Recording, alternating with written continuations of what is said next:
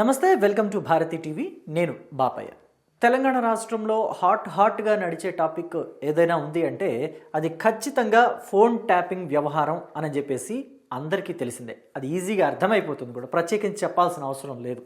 ఎందుకని అంటే గత 9.5 సంవత్సరాలు అంటే 2014 నుంచి 2023 వరకు కూడా 9.5 సంవత్సరాల పాటు తెలంగాణ రాష్ట్రాన్ని పరిపాలించిన బీఆర్ఎస్ పార్టీ, అంటే కొన్నాళ్ళ పాటు టీఆర్ఎస్ పార్టీగా ఉంది, ఆ తర్వాత బీఆర్ఎస్ పార్టీగా మారింది ఆ పార్టీ.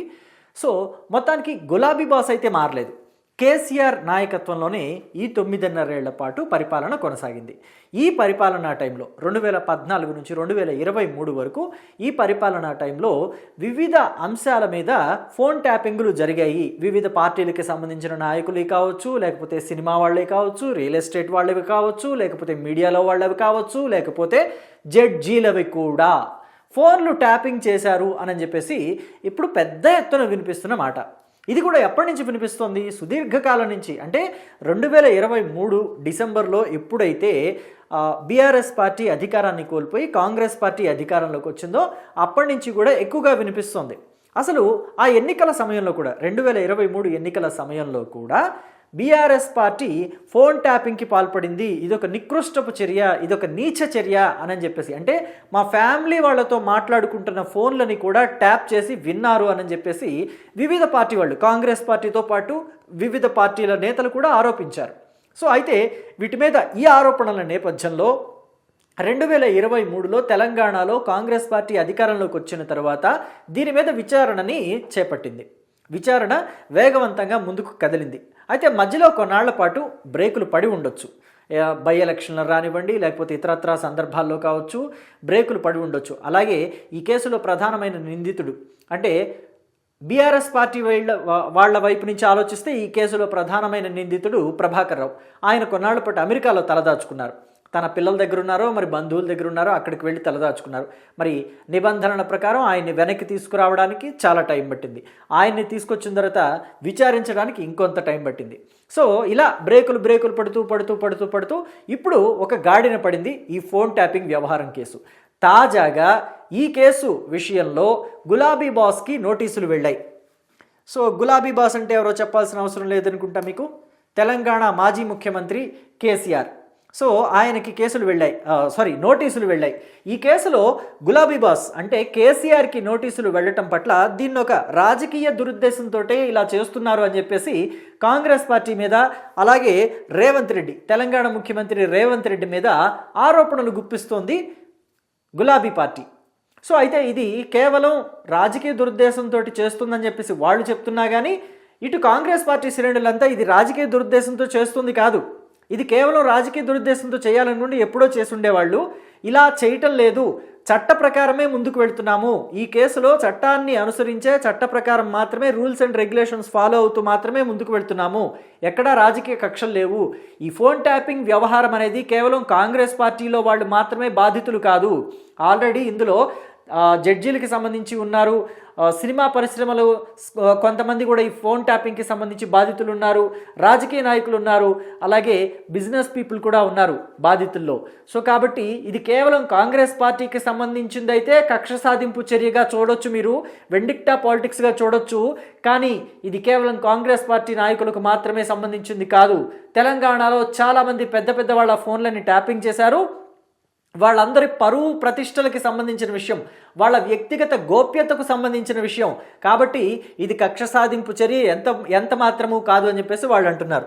అయితే గులాబీ బాస్కి తాజాగా దీని మీద నోటీసులు కూడా వెళ్ళాయి. నోటీస్ UBS 160 CRPC కింద నోటీసులు వెళ్ళాయి. ఈ 160 CRPC అంటే ఏంటంటే 60 ఏళ్ల వయసు కన్నా ఎక్కువ ఉన్న వాళ్ళకి కొంత వెసులుబాటు ఉంటుంది చట్టంలో. అదేంటంటే వాళ్ళని విచారణకి పిలిచేటప్పుడు కూడా ఈ 160 CRPC ప్రకారం పిలిచేది ఎందుకు అని అంటే వాళ్ళ అంటే వృద్ధాప్యం ఉంటుంది కదా. సో వృద్ధాప్య సమస్యలు కూడా ఉంటాయి 60 సంవత్సరాలు పైబడిన వాళ్ళకి. సో వాళ్ళు ఏంటంటే వాళ్ళు కోరుకుంటే వాళ్ళు ఉన్న ప్రాంతంలో, అంటే ఇప్పుడు కేసీఆర్ ఉన్నారు, ఎర్రవల్లి ఫామ్ హౌస్లో ఉన్నారు, సో నేను అక్కడికి రాలేను, మీరే ఇక్కడికి రండి అని చెప్పేసి ఆయన అర్జీ ఏమైనా పెట్టుకుంటే సిట్ అధికారులు అక్కడికే వెళ్ళి విచారణ చేసే అవకాశం ఉంటుంది. అయితే ఈ నోటీసులు ఎక్కడ ఇచ్చారు అని అంటే జూబ్లీ హిల్స్లోని నందినగర్లో ఈ నోటీసులు ఇచ్చారు. నందినగర్లో కేసీఆర్కు ఒక ఇల్లు ఉంది కదా, అందరికీ తెలిసిందే అది. సో నందినగర్ ఇంటిలో నోటీసులు ఇచ్చారు. సో మరి నందినగర్కి వస్తే అక్కడైనా విచారణ చేస్తాము, లేకపోతే హైదరాబాద్లో మీకు ఏ ప్రాంతంలో కన్వీనియంట్గా ఉంటుందో చెప్పండి, అక్కడికి మేమే వచ్చి విచారణ చేస్తామని చెప్పేసి సిట్ అధికారులు చెప్తున్నారు. లేదు మీరు రాగలుగుతానంటే జూబ్లీ హిల్స్ పిఎస్కి రండి, జూబ్లీ హిల్స్ పోలీస్ స్టేషన్లోనే విచారణ చేస్తాము అని కూడా చెప్తున్నారు. అయితే దీన్ని ఈరోజు సాయంత్రం లోపు ఏ విషయం చెప్పాల్సి ఉంటుంది. అయితే ఇక్కడ బీఆర్ఎస్ ప్లాన్ లీక్ అని కూడా చెప్పాను కదా, బీఆర్ఎస్ యాక్షన్ ప్లాన్ లీక్ అని కూడా నేను టైటిల్లో పెట్టాను. అదేంటి అంటే గతంలో కేసీఆర్ కొన్ని సందర్భాల్లో విచారణకి రమ్మంటే, అంటే ఎలక్ట్రిసిటీ కొనుగోళ్లకు సంబంధించి విచారణకి రమ్మని నోటీసులు ఇచ్చినప్పుడు, నోటీసులు ఇస్తారని ముందుగానే తనకు తెలిసినప్పుడు అసలు నాకు నోటీసులు ఇవ్వడానికి వీల్లేదు, ఈ కేసులో నన్ను విచారణకి పిలవటానికి వీల్లేదని చెప్పేసి కోర్టుని ఆశ్రయించిన సందర్భాలు ఉన్నాయి. సో ఈసారి కూడా కేసీఆర్ మరి ఈ డేట్ కాదు, ఇవాళ నేను రాలేను విచారణకి అంటే ప్రిపేర్ అయి ఉన్నారో లేదో, కేసీఆర్ని సిట్ అధికారులు ఏ క్వశ్చన్స్ అడుగుతారా అని చెప్పేసి ముందుగా ఊహించలేరు కదా. సో కాబట్టి కేసీఆర్ ఊహించలేరు కాబట్టి కొంత టైం తీసుకుంటే ప్రిపేర్ అవ్వచ్చు. సో కాబట్టి మీరు రేపు రమ్మని పిలిచారంటే ఇవాళ 29వ తేదీ, 30వ తారీఖు మధ్యాహ్నం 3 గంటలకి విచారణకి రమ్మని పిలిచారు. కాబట్టి ప్రిపేర్ అవ్వడానికి టైం కుదరట్లేదు, సరిపోదని అనుకుంటే కేసీఆర్ మరో డేట్లో వస్తానని చెప్పేసి అర్జీ పెట్టుకోవచ్చు. లేదా నాకు ఆరోగ్యం బాలేదు, ఇంకొంత టైం కావాలి అని చెప్పేసి కూడా అర్జీ పెట్టుకునే అవకాశం ఉంటుంది. ఎందుకంటే ఈ మధ్యకాలంలో కేసీఆర్కి ఆరోగ్యం బాలేదు అని చెప్పేసి కొంతమంది చెప్తున్నారు, బీఆర్ఎస్ పార్టీ నేతలు. కొంతమంది ఆయన బాగున్నారని చెప్పేసి ఇంకా కొంతమంది చెప్తున్నారు. కట్టా ఉన్నారని చెప్పేసి ఆయన కుమార్తె కవితే చెప్తోంది ఒక్కొక్కసారి. వాళ్ళ కుమారుడు కేటీఆర్ చూస్తేనేమో కొంచెం డయాబెటిక్ ప్రాబ్లమ్స్ ఉన్నమాట వాస్తవమే, ఆయన త్వరలోనే బయటకు వస్తారు అని చెప్పేసి ఆయన కొన్ని సందర్భాల్లో చెప్తున్నారు. సో ఏది ఏమైనప్పటికీ కేసీఆర్కి ఒకవేళ ఆరోగ్యం బాగాలేకపోతే కొన్నాళ్ల తర్వాత కూడా టైం అడగొచ్చు. అంటే కొన్నాళ్ళ తర్వాత నేను విచారణకు వస్తాను, అంతవరకు నాకు టైం ఇవ్వండి అని చెప్పేసి అడగొచ్చు.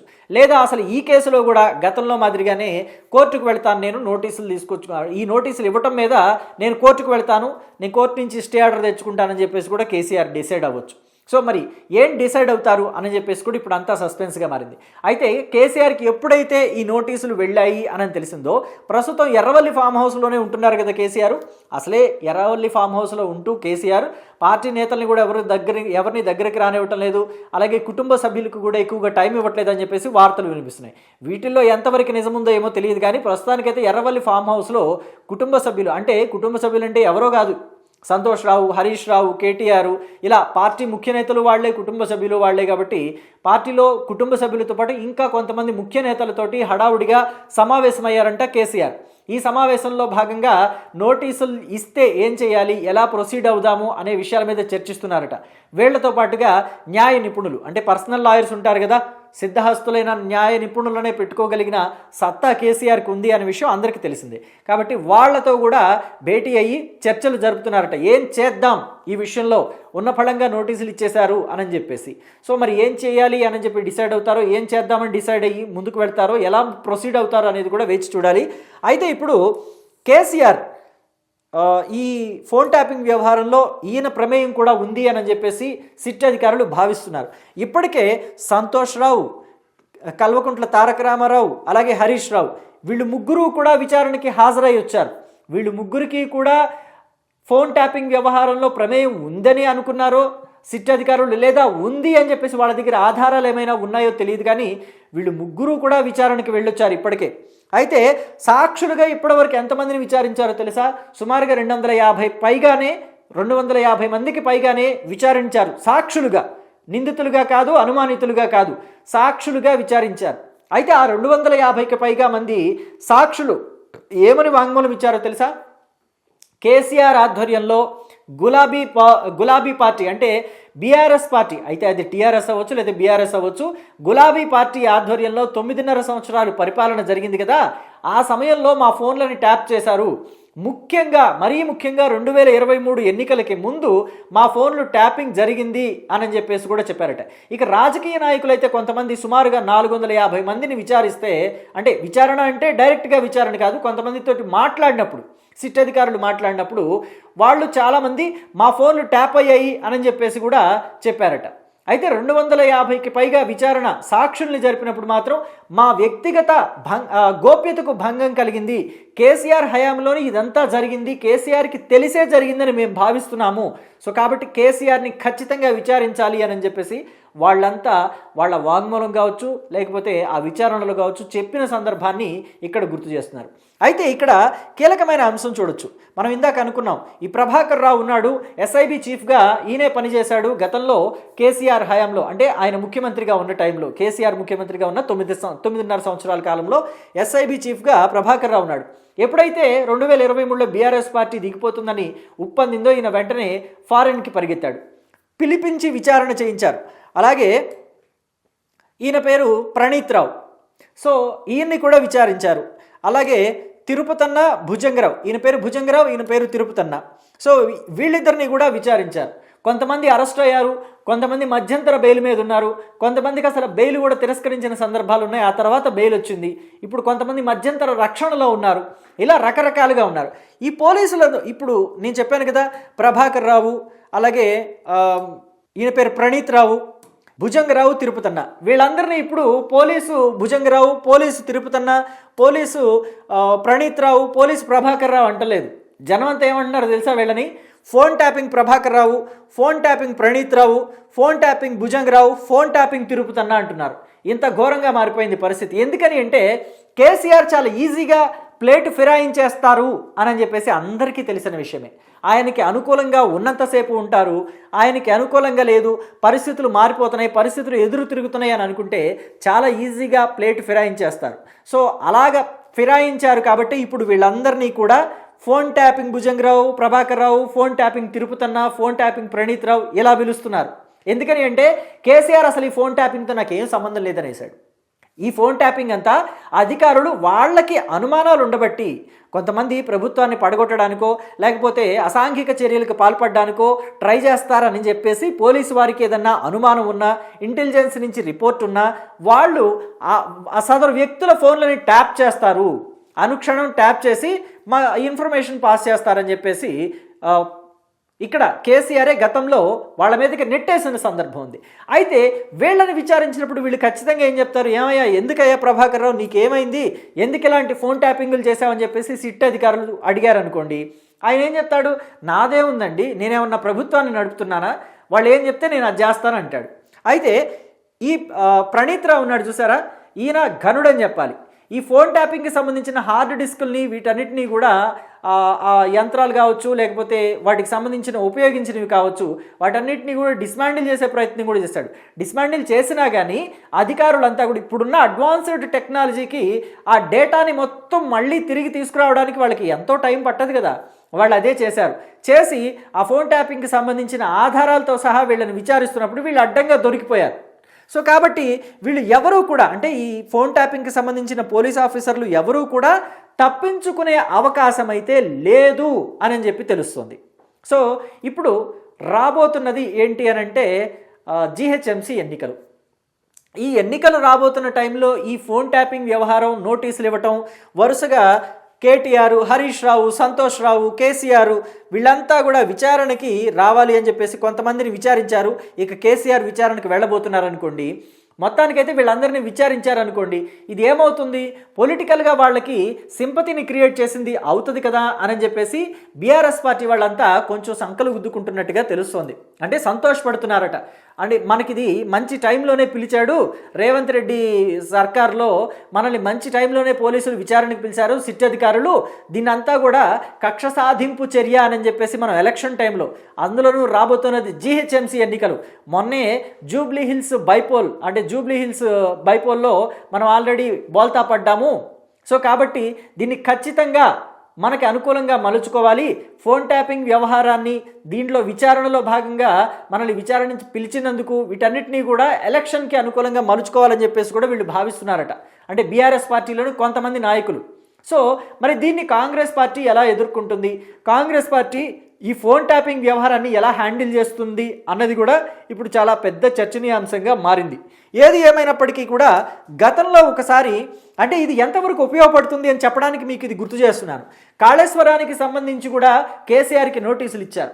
అప్పట్లో బీఆర్ఎస్ పార్టీ నాయకులంతా ఏమన్నారంటే, నీళ్ళిచ్చిన నాయకుడికే నోటీసులు ఇస్తారా అని చెప్పేసి ఒక నినాదాన్ని ట్విట్టర్లోను, సోషల్ మీడియాలోను, అలాగే యూట్యూబ్ ఛానల్స్లో అంతా కూడా హైలైట్ చేశారు.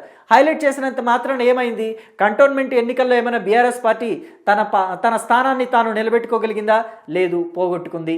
అలాగే జూబ్లీ హిల్స్ బై ఎలక్షన్ వచ్చింది, ఆ స్థానం కూడా బీఆర్ఎస్దే. వరుసగా 2 సార్లు 3 సార్లు బీఆర్ఎస్ పార్టీ నాయకుడు ఆయనే గెలుస్తూ వచ్చారు. ఆయన పేరు మాగంటి గోపీనాథ్. ఆయనే గెలుస్తూ వచ్చారు. మరి ఆయన స్థానంలో మరి బీఆర్ఎస్ పార్టీ తరఫు నుంచి నిలబెట్టిన మాగంటి సునీత కూడా ఓడిపోయింది కదా. సో ఏం చేస్తారు ఇప్పుడు? అంటే ఈ సెంటిమెంట్ ఏమైనా ఉపయోగపడిందా? నీళ్ళు ఇచ్చిన నాయకుడికే నోటీసులు ఇచ్చారని చెప్పేసి అలాంటివి ఏమైనా? కాళేశ్వరం, అసలు తెలంగాణ రాష్ట్రానికే నీరిచ్చింది కాళేశ్వరం అని చెప్పేసి బీఆర్ఎస్ పార్టీ అని అంటుంది. బీఆర్ఎస్ పార్టీ చెప్తూ ఉంటుంది కాళేశ్వరం ఎండిపోతున్న తెలంగాణని పచ్చపచ్చగా చేసింది కాళేశ్వరం, ఆ కాళేశ్వరాన్ని తెచ్చింది కేసీఆర్ అని చెప్పేసి చెప్తూ ఉంటారు. మరి కాళేశ్వరం విషయంలో ఆల్రెడీ నోటీసులు ఇచ్చారు. నోటీసులు ఇచ్చినప్పుడు హరీష్ రావు విచారణకు వెళ్ళాడు. అప్పటి ఆర్థిక శాఖ మంత్రి, బీఆర్ఎస్ పార్టీ హయాంలో ఆర్థిక శాఖ మంత్రిగా పనిచేసిన ఈటెల రాజేందర్ కూడా విచారణకు వెళ్ళొచ్చారు. మరి కేసీఆర్కి నోటీసులు ఇచ్చారు. ఆయన ఎలా డీల్ చేశారు ఏంటనేది మీ అందరికీ తెలిసిన విషయమే.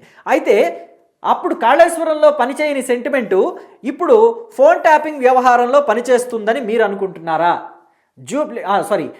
గ్రేటర్ హైదరాబాద్ మున్సిపల్ కార్పొరేషన్ ఎన్నికలు వచ్చినంత మాత్రాన ఇప్పుడు కేసీఆర్ని నిజంగానే ఫోన్ ట్యాపింగ్ వ్యవహారంలో విచారణకు పిలిస్తే కూడా ఈ సెంటిమెంట్ని వర్కౌట్ చేసుకుందాము, జిహెచ్ఎంసీ ఎన్నికల్లో దీన్ని వాడుకుందామని చెప్పేసి బీఆర్ఎస్ పార్టీ వాళ్ళు భావించినంత మాత్రాన అది వర్కౌట్ అవుతుందని మీరు భావిస్తున్నారా? భావిస్తున్నట్లయితే ఎస్ అని చెప్పండి. లేదు, సెంటిమెంట్ వర్కౌట్ అవ్వదు, విచారణే, ఎలక్షనే అని చెప్పేసి మీరు అనుకుంటే కనుక నో అని చెప్పండి. సో మొత్తం మీదైతే బీఆర్ఎస్ పార్టీ అంటే గులాబీ బాస్కి నోటీసులు ఇచ్చిన తర్వాత బీఆర్ఎస్ పార్టీ కొన్ని ప్లాన్స్ అయితే వేసింది. ఆ ప్లాన్స్ లీక్ అని చెప్పేసి నేను టైటిల్ ఇందుకే పెట్టాను. దీని మీద మీ అభిప్రాయం ఏంటి అనేది కమెంట్ బాక్స్లో తెలియచేయండి. అయితే ఇంకొక విషయం కూడా ఇక్కడ మనం ప్రస్తావించుకోవాలి. కేసీఆర్, కేటీఆర్, హరీష్ రావు, సంతోష్ రావు ఇలాంటి వాళ్ళు అందరితో పాటుగా బీఆర్ఎస్ పార్టీ వాళ్ళు అందరూ కూడా చెప్పే మాట ఏంటంటే ఇది అధికారులు మాత్రమే చేసిన పని, దీంతో ప్రభుత్వానికి కానీ అంటే బీఆర్ఎస్ ప్రభుత్వానికి కానీ లేకపోతే బీఆర్ఎస్ నాయకులకు కానీ మంత్రులకు కానీ ముఖ్యమంత్రికి కానీ ఎటువంటి సంబంధం లేదు అని చెప్పేసి, ఫోన్ ట్యాపింగ్ వ్యవహారంతో ఎటువంటి సంబంధం లేదు అని చెప్పేసి చెప్తున్నారు. అయితే ఇప్పుడు కాంగ్రెస్ పార్టీ అధికారంలో ఉంది. కాంగ్రెస్ పార్టీ కూడా ఫోన్ ట్యాపింగ్ చేసేస్తే, కాంగ్రెస్ పార్టీ కూడా ఫోన్ ట్యాపింగ్ చేసి ఫోన్ ట్యాపింగ్లో అందరి వ్యవహారాలు, అందరి కుటుంబాల్లో జరుగుతున్న విషయాలన్నీ కూడా వినేసి మొత్తం అంతా కూడా వాళ్ళకి అనుకూలంగా మలచుకొని రేపు మళ్ళీ ఎన్నికల్లో గెలిచి అధికారంలోకి వచ్చి మళ్ళీ ఫోన్ ట్యాపింగ్ చేస్తే అంటే నీవు నేర్పిన విద్యయే కదా నీరజాక్ష అని చెప్పేసి వెనకటికి అన్నారు. సో మరి వాళ్ళు కూడా ఈ ఫోన్ ట్యాపింగ్ చేసేసి తరువాత మాకేమి సంబంధం లేదు, మీరు కూడా అప్పట్లో అన్నారు కదా మేము తలుచుకుంటే కాంగ్రెస్ పార్టీ కూలిపోతుంది, పెద్దగా ఏమీ డిఫరెన్స్ ఏం రాలేదు, మేము తలుచుకుంటే కాంగ్రెస్ పార్టీని కూల్చేస్తాం, కాంగ్రెస్ పార్టీలో ఎప్పుడు కుమ్ములాట్లు ఎక్కువే, ముఖ్యమంత్రిని దించేసి ఇంకొకళ్ళు ముఖ్యమంత్రి అవుదామని ట్రై చేస్తూ ఉంటారు, కాబట్టి మేము కాంగ్రెస్ పార్టీని కూల్చేయడానికి పెద్దగా సమయం పట్టదని చెప్పేసి అప్పట్లో బీఆర్ఎస్ పార్టీ నాయకులు చాలామంది మాట్లాడారు ఈ మాటలు. కాబట్టి వీళ్ళు కూడా ప్రభుత్వాన్ని కూల్చడానికి ట్రై చేస్తున్నారు అని చెప్పేసి ఒక వంకని పట్టుకుని కాంగ్రెస్ పార్టీ వాళ్ళంతా బీఆర్ఎస్ పార్టీ నాయకులు ఫోన్లు అన్నీ కూడా ట్యాప్ చేసేస్తే పరిస్థితి ఏంటి? సో కాబట్టి మనం ఎదుటి వాళ్ళకి ఏమి ఇస్తున్నామో తిరిగి మనకి అదే ఇస్తారు అన్న విషయాన్ని బీఆర్ఎస్ పార్టీ నేతలు గుర్తుంచుకుంటే బాగుంటుందేమో అని చెప్పేసి ప్రజలంతా మాట్లాడుకుంటున్నారు. మరి దీని మీద మీ అభిప్రాయాన్ని కమెంట్ బాక్స్లో తెలియచేయండి. Thank you.